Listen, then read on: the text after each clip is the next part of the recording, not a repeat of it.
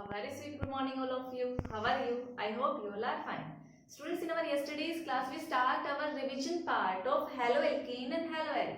ठीक है, और हमने बहुत ही अच्छे से वो कवर अप किया था. उसके ऊपर किस टाइप के क्वेश्चंस एग्जाम में पूछे जाते हैं, बोर्ड एग्जाम्स में रिपीट भी हुए हैं, उन सब क्वेश्चंस की प्रैक्टिस की थी और आपको बोला था उससे रिलेटेड क्वेश्चंस की आपको प्रैक्टिस करनी है, एनसीईआरटी क्वेश्चंस देखने. ठीक है, तो अब हम अपने टॉपिक को आगे कंटिन्यू करते हैं और आज डिस्कस करते हैं preparation of hello arenes. Preparation of hello arenes की बात करें, ये प्रिपरेशन भी आपको अब याद हो गई होगी. बेसिकली फर्स्ट प्रिपरेशन हम देख रहे हैं बाय इलेक्ट्रोफिलिक सब्स्टिट्यूशन रिएक्शन कि बेंजीन में क्या कराएं, आप इलेक्ट्रोफिलिक सब्स्टिट्यूशन कराएं. ठीक है, हैलोजिनेशन कराएं. अब हैलोजिनेशन में आप क्या, अगर क्लोरीनेशन करा तो Cl2 डालोगे, ब्रोमिनेशन करा रहे हो तो Br2 डालोगे, और अगर आयोडीनेशन करा रहे हो तो क्या डालोगे, I2 डालोगे. इतनी बात समझ में आई. ठीक है, और आपको पता है इलेक्ट्रोफिलिक सब्स्टिट्यूशन रिएक्शन में स्टेप क्या होता है, सबसे पहला इलेक्ट्रोफाइल जनरेट करने का मैकेनिज्म पार्ट आपको अच्छे से आता है, बहुत बार मैं करवा भी चुकी हूँ. अभी तो जस्ट रिवीजन है तो मैं जस्ट रिएक्शंस की प्रैक्टिस करा रही हूँ. तो Cl2 है, आपको पता है एक लैविस एसिड की प्रेजेंस में ही इलेक्ट्रोफाइल जनरेट होगा. अगर आप Cl2 लेते हो आप लैविस एसिड क्या लोगे, आप AlCl3 ले लो या FeCl3 ले लो, आपकी मर्जी. ठीक है, तो आप क्या करोगे, आप लैविस एसिड डालेंगे इसके अंदर. ठीक है, सभी के अंदर लाइक FeCl3 डाल दो. ठीक है, तो सभी में क्या होगा, इलेक्ट्रोफाइल जनरेट होगा और आपको क्या मिलेगा, इलेक्ट्रोफिलिक सब्स्टिट्यूशन रिएक्शन. बेंजीन के ऊपर क्या आ जाएगा, Cl, बेंजीन के ऊपर क्या आ जाएगा आपका Br. बहुत सिंपल रिएक्शंस है. बेंजीन के ऊपर क्या आ जाएगा I, और यहाँ पे क्या निकलेगा HCl, यहाँ पे क्या निकलेगा HBr, और यहाँ क्या निकलेगा HI. एकदम सिंपल सी रिएक्शन. लेकिन हम जो आयोडीनेशन करा रहे हैं इसकी बात देखें तो ये क्या है, आपका स्ट्रॉन्ग रिड्यूसिंग एजेंट है. ये क्या है, स्ट्रॉन्ग रिड्यूसिंग एजेंट. ठीक है, ये बैक आयोडोबेंजीन, सॉरी यहाँ पे ऐसे आएगा. ठीक है, ये HI इस आयोडोबेंजीन के साथ बैक रिएक्ट कर जाए, मतलब इसके साथ रिएक्ट कर जाए, अगर आपको वापस क्या दे देगा I2 और बेंजीन दे देगा. मींस रिएक्शन को क्या बना देता है, ये रिवर्सिबल बना देता है. तो इसीलिए हम ये वाली रिएक्शन, स्ट्रॉन्ग रिड्यूसिंग एजेंट है तो बेसिकली ये क्या करेगा, ये आयोडोबेंजीन को क्या कर देगा, ये रिड्यूस कर देगा. It reduces iodobenzene, it reduces iodobenzene. तो इसीलिए आप क्या कराते हो, ये रिएक्शन किसकी प्रेजेंस में कराओगे, स्ट्रॉन्ग ऑक्सीडाइजिंग एजेंट की प्रेजेंस में कराओगे, लाइक HNO3 टाइप.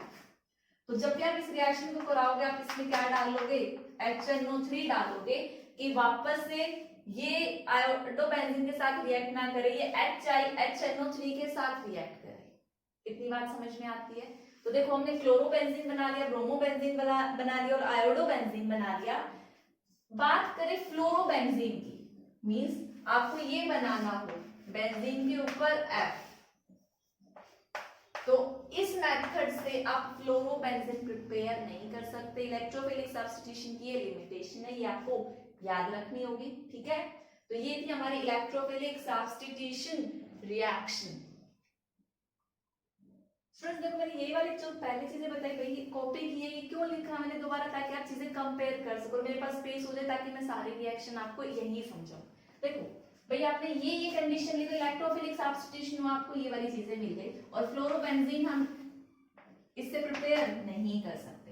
अब देखो अगर बेंजीन के ऊपर CH3 हो और आप हैलोजिनेशन करा रहे हो, सपोज करो Cl2 डाला AlCl3 की प्रेजेंस में, तो क्या होगा, तो आपको देखना है ये आपका क्या है, टॉल्यूइन है. तो आपको देखना है इसका नेचर, जो CH3 है ये क्या होता है आपका ऑर्थो पैरा डायरेक्टिंग ग्रुप है. भाई प्लस आई इफेक्ट से ये जो है आपका जो CH3 है बेसिकली क्या है, आपने पढ़ा था क्लास 11 में, this is ortho para directing group. Means electron density ortho और पैरा पे बढ़ाएगा तो ये जो इलेक्ट्रोफाइल जनरेट होगा जो Cl होगा वो आपका कहाँ आएगा, यहाँ पे तो CH3 रहेगा बट आपका Cl क्या तो ऑर्थो पे जाएगा या फिर पैरा पे जाएगा। इतनी बात समझ में आती है, ठीक है। तो ये आपका इससे देखो बेंजीन पे कोई नहीं था तो Cl ऐसे आया, अगर CH3 था और आप यही कंडीशन अप्लाई कर तो Cl ऑर्थो और पैरा पे जाएगा बिकॉज ये क्या है ऑर्थो पैरा डायरेक्टिंग ग्रुप है, ठीक है। अब देखो नेक्स्ट कंडीशन, मैं इतनी चीज को रब कर देती हूँ। अगर यही चीज होती भी टॉल्विन ही होता और मैंने क्लोरीनेशन ही कराया होता, क्या डाला होता Cl2 ही डाला होता, लेकिन मैंने यहाँ क्या डाल दी सनलाइट डाल दी, सनलाइट, तो फिर क्या रिएक्शन होती भाई, यहाँ पे फिर क्या होता आपका डायरेक्ट हैलोजिनेशन होता, साइड चेन का हैलोजिनेशन होता। इस ये वाला कौन सी रिएक्शन हो जाती है, यहाँ पे इलेक्ट्रोफिलिक सब्स्टिट्यूशन है, सिंपल सब्स्टिट्यूशन होती, साइड चेन सब्स्टिट्यूशन होती।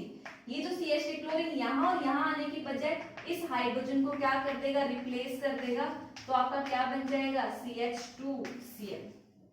तो इतनी बात आपको समझ में आई। अगर आपको बेंजीन के ऊपर Cl चाहिए तो ये वाली कंडीशन, ये भी सेम उसी की तरह, बट ये क्या ऑर्थो पैरा डायरेक्टिंग ग्रुप, तो ये क्लोरीन को कहां लेकर आएगा ऑर्थो और पैरा पोजीशन।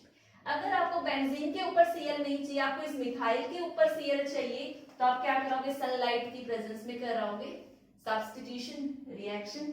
आपको सारे मैकेनिज्म एक साथ मैंने लिख कर दे दिए हैं, आपको समझ आ गया होगा। अब देखो, अब ये वाली जो रिएक्शन है, ये जो मैंने यहाँ पे लिखी साइड चेन वाली रिएक्शन की, आपको साइड चेन का सब्स्टिट्यूशन करना है, आप इसको SO2Cl2 की प्रेजेंस में भी करा सकते हैं। अगर आपके पास CH3 था और आपने यहाँ क्या डाली, क्लोरीन डाली, किसकी प्रेजेंस में, SO2Cl2 में, तब भी क्या होता, साइड चेन का सब्स्टिट्यूशन होता, क्या मिलता आपको, CH2Cl मिलता।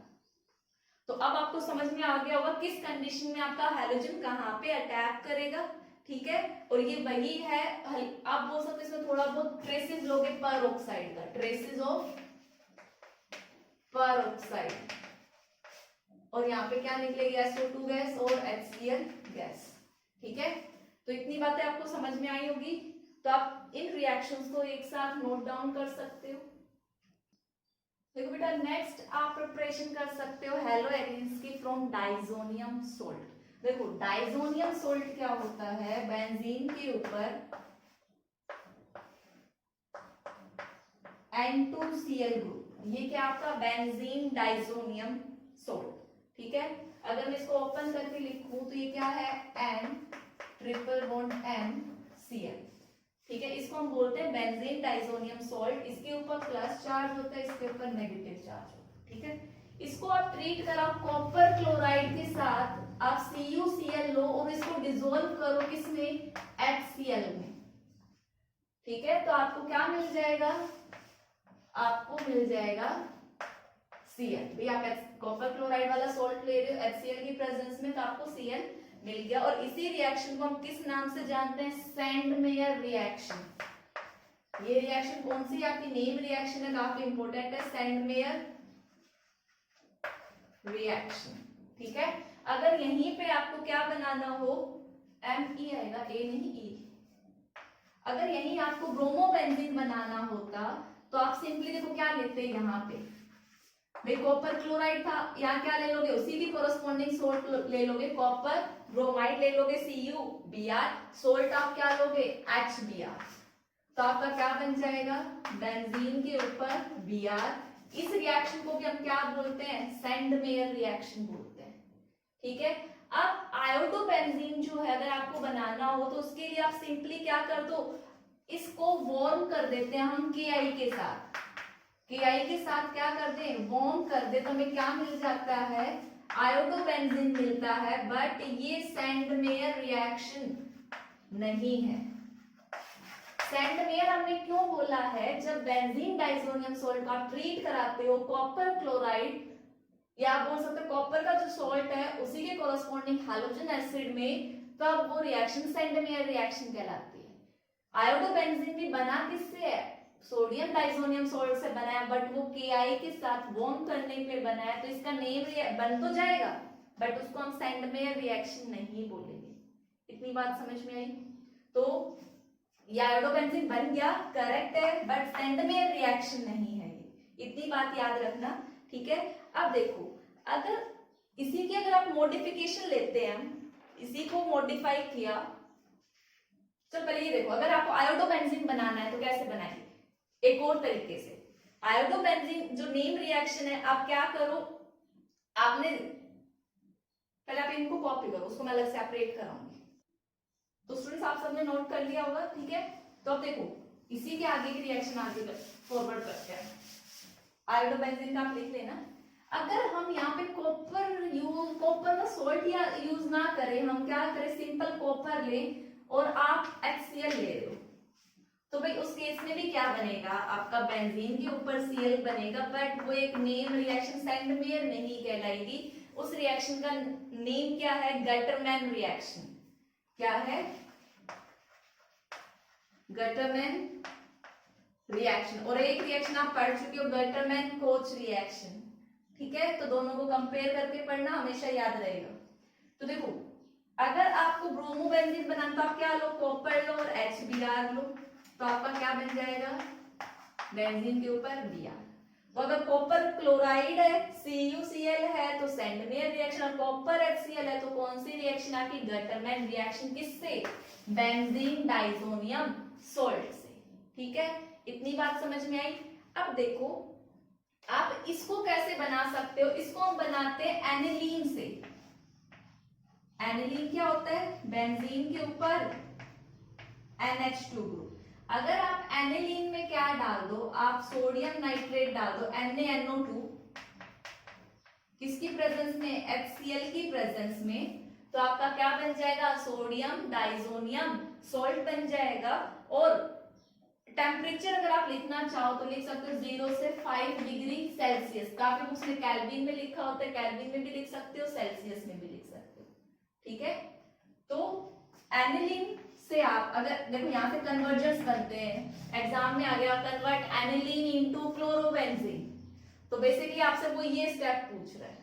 आ गया एनिलीन टू ब्रोमोबेंजीन, तो आपसे यहाँ से फिर ये स्टेप पूछ रहा है।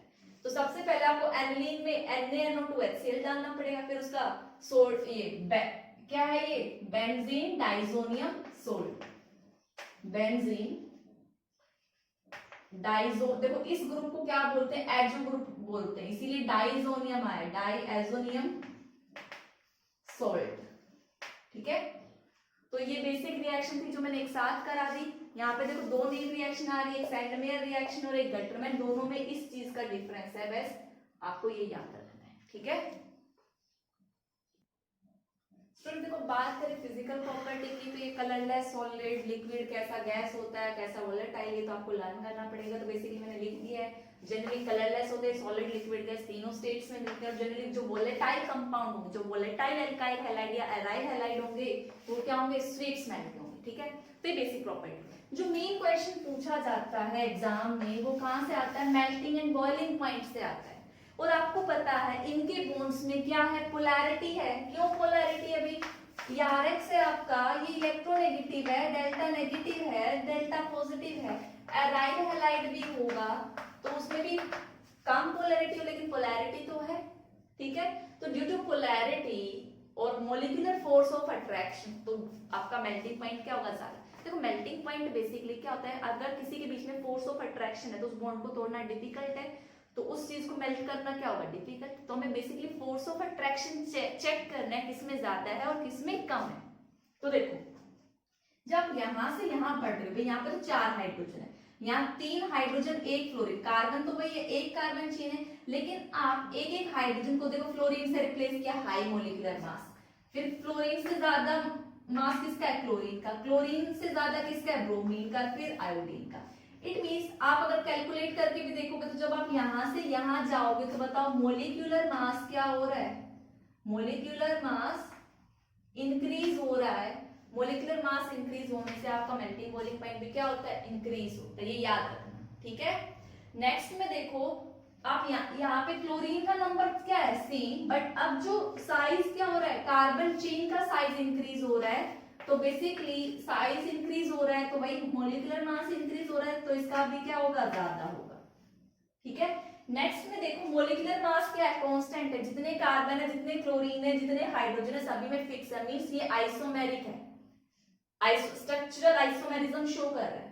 तो आप देखोगे यहाँ पे एक भी ब्रांचिंग नहीं है, यहाँ ब्रांचिंग है, यहाँ दो ब्रांचिंग हो गई, तो जब आप यहाँ से यहाँ जा रहे हो तो बताओ क्या हो रहा है, ब्रांचिंग इंक्रीज हो रही है। ब्रांचिंग इंक्रीज होने से सरफेस एरिया क्या करता है, डिक्रीज करता है। जब सरफेस एरिया डिक्रीज करेगा तो एरिया ऑफ कांटेक्ट क्या होगा, डिक्रीज करेगा, तो आपका बॉइलिंग पॉइंट, मेल्टिंग पॉइंट भी क्या होगा, कम। तो इस केस में किसका ज्यादा होगा, इसका।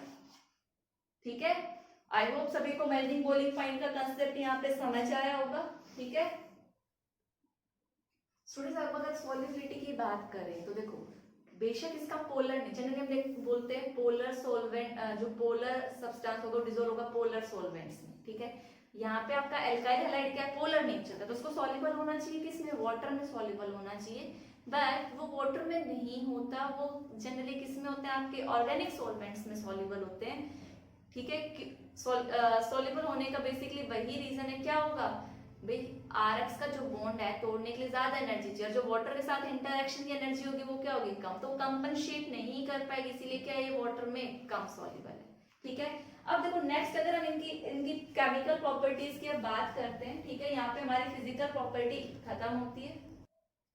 बेसिकली अब हम केमिकल प्रॉपर्टीज की बात करें तो तीन कैटेगरी केमिकल प्रॉपर्टीज की इस केस में, एक nucleophilic substitution reaction, means nucleophile substitute करेगा, मतलब ये जो आरएक्स है ये अगर यहाँ पे इलेक्ट्रॉन गेन करते तो ये, और ये क्या है न्यूक्लियोफाइल, ये क्या है न्यूक्लियस बनेंगे, यहाँ से एक न्यूक्लियोफाइल निकल रहा है, दूसरा न्यूक्लियोफाइल इसी की जगह है, तो इस टाइप की रिएक्शन को क्या बोलते हैं, न्यूक्लियोफिलिक सब्स्टिट्यूशन रिएक्शन। उसी की जगह पे आ रहा है, एडिशन नहीं हो रहा है, सब्स्टिट्यूशन हो रहा है, एक चीज को हटा के दूसरी चीज आ रही है, एक न्यूक्लियोफाइल जा रहा है, दूसरा न्यूक्लियोफाइल उसी की जगह आ रहा है। ठीक है, second one is elimination reaction and third one is reaction with metal.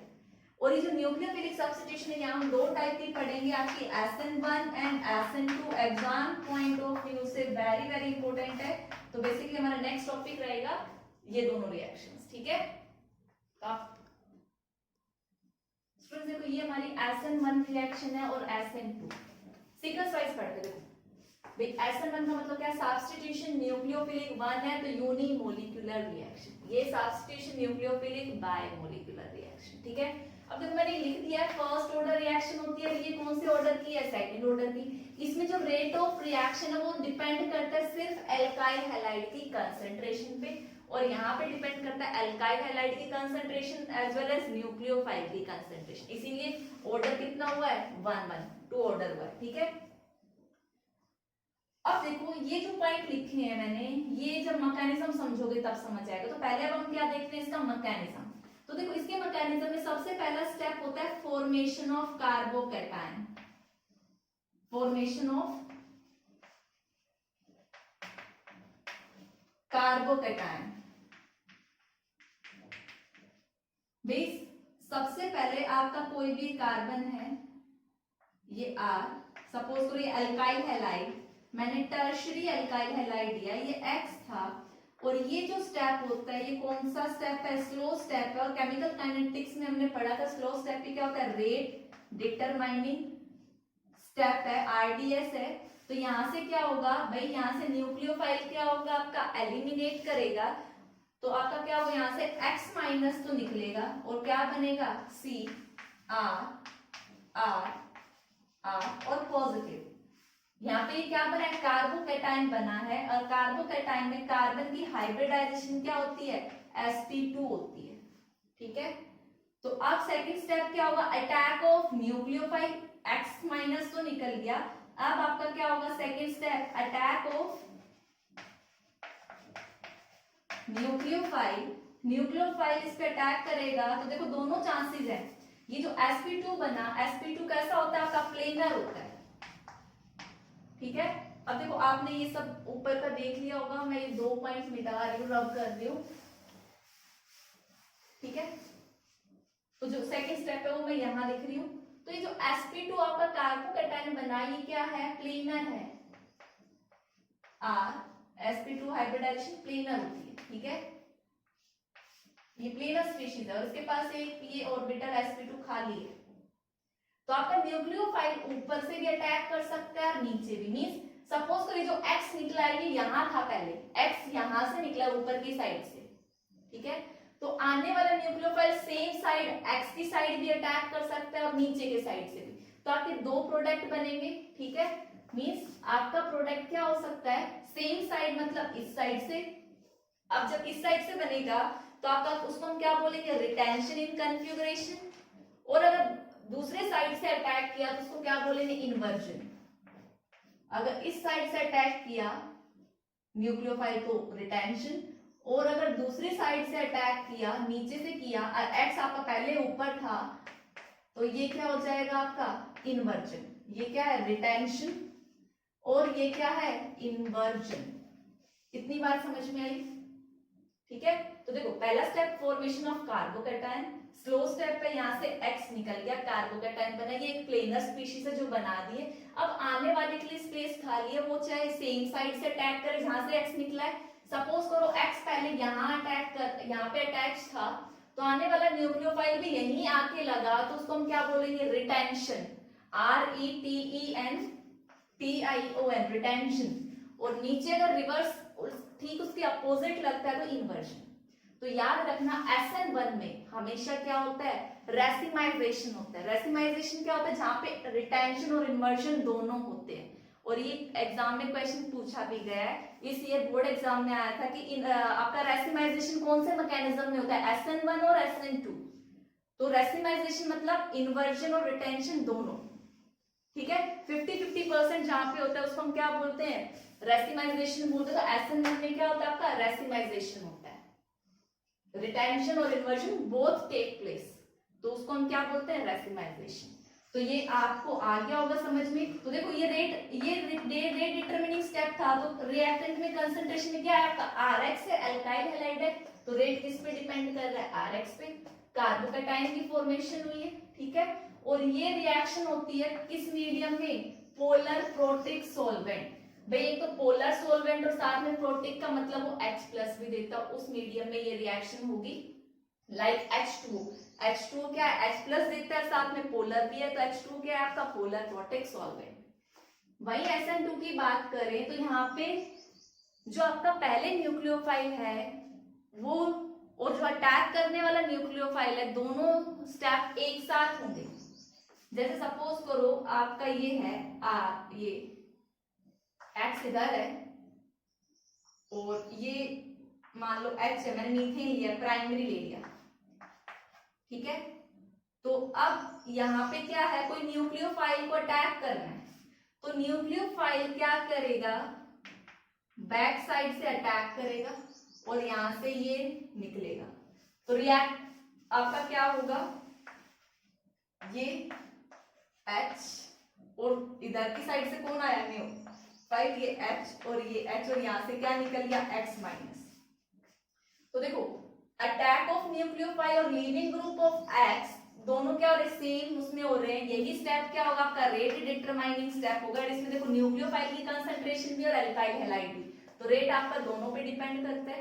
इसमें एक ट्रांजिशन स्टेट बनती है जो मैंने शो नहीं करी है। ट्रांजिशन स्टेट क्या होगी, ये होगी कि ये बॉन्ड टूट रहा होगा और ये बॉन्ड बन रहा होगा, ठीक है। ये आपकी क्या है, ट्रांजिशन स्टेट एग्जिस्ट नहीं करती है, जस्ट कुछ सेकंड के लिए बनती है, ठीक है।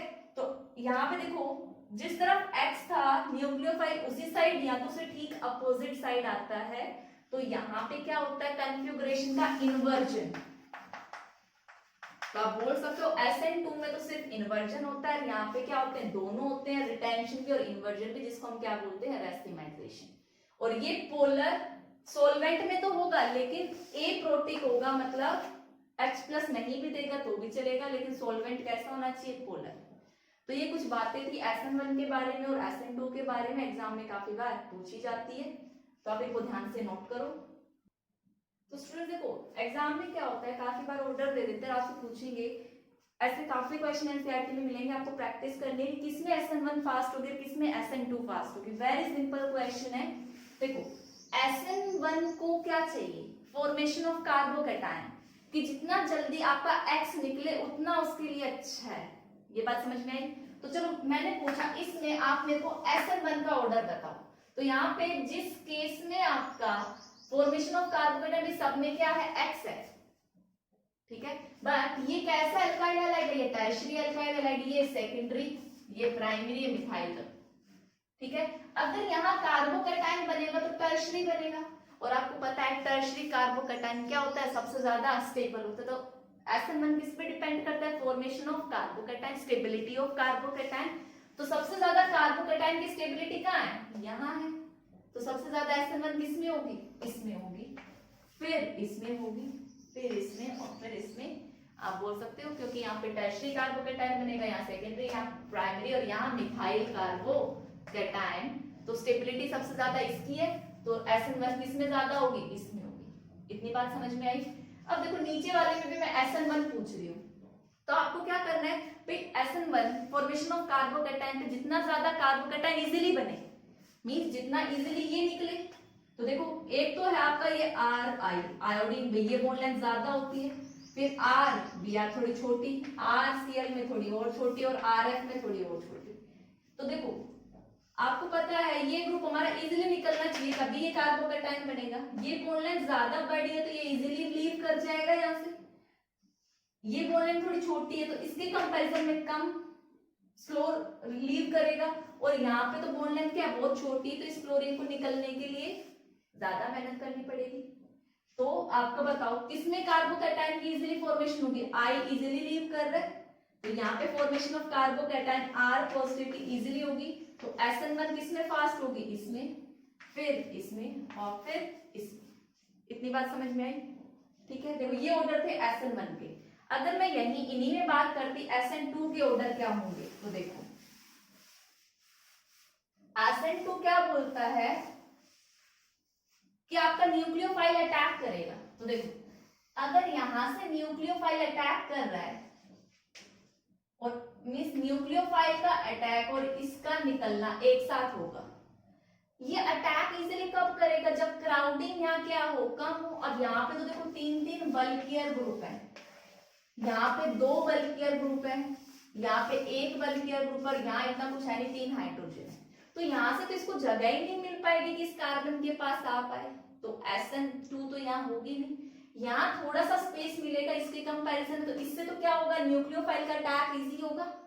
तो जितना इजी यहाँ अटैक होगा न्यूक्लियोफाइल का, उतना इजीली निकलेगा। यहाँ और ज्यादा स्पेस मिलेगा न्यूक्लियोफाइल को अटैक करने के लिए, यहाँ तो फ्रीली है। तो सबसे ज्यादा SN2 किसमें होगी, इसमें, फिर इसमें, और फिर इसमें। ठीक है। आई होप इतनी चीजें आपको समझ आई होगी। तो इस टाइप के क्वेश्चन एग्जाम में पूछे जाते हैं। स्टूडेंट देखो अब अगर हम ऑप्टिकल आइसोमेरिज्म की बात करें तो कुछ बेसिक डेफिनेशंस हैं, 1 मार्क 2 मार्क में ये भी काफी बार आ जाती है एग्जाम में, और वैसे आपको पता भी होना चाहिए। ठीक है। तो देखो सबसे पहले क्या है, प्लेन पोलराइज्ड लाइट। ये सारी बातें हम कोऑर्डिनेशन में भी कर चुके थे। प्लेन पोलराइज्ड लाइट क्या होती है बताओ। देखो सबसे पहले तो इसका बेसिक बोल दें तो ऑप्टिक, देखो एक ऐसी लाइट जो क्या करे, वाइब्रेट करे, किसमें, मतलब आप बोल सकते हो a light which has vibrate only in one plane.